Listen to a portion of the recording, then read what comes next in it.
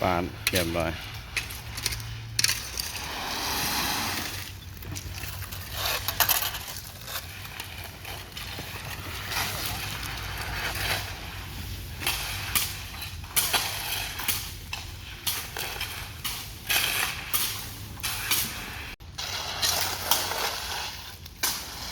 โอ้หม้อนี่แห้งเลยทำไมเอาวะยันเวลาไปหาพายางมาด้วยพายางอยู่ห้อง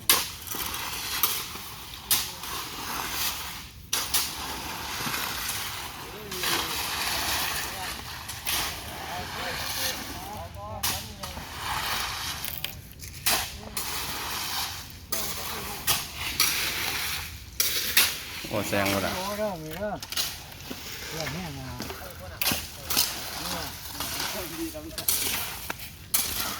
บ่อนี้ยังไข่ไว้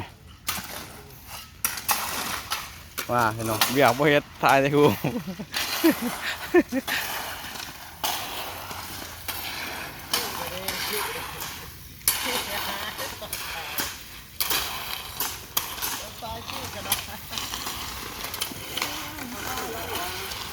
แม้ไปหดหัวใจมอนเสือดำมันหายนะ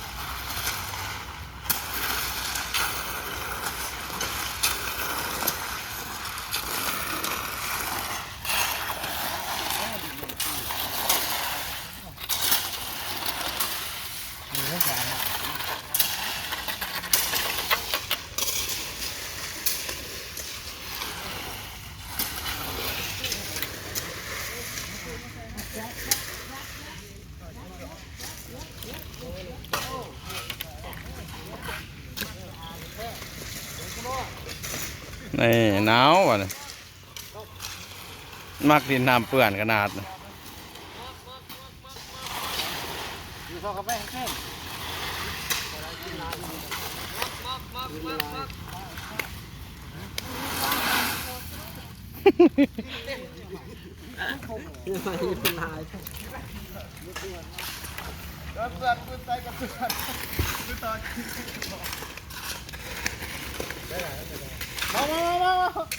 โอ้โหสุดแปลกอาบน้ำมันนะ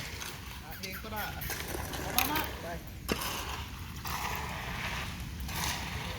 ฝนตกเผ็ดเส้นมาเนี่ย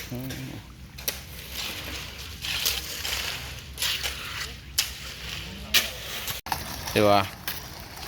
สำเร็จเสร็จสิ้นน้ำแบบวิหารใจเอาเฮ็ดได้คือกูนี่ส่วน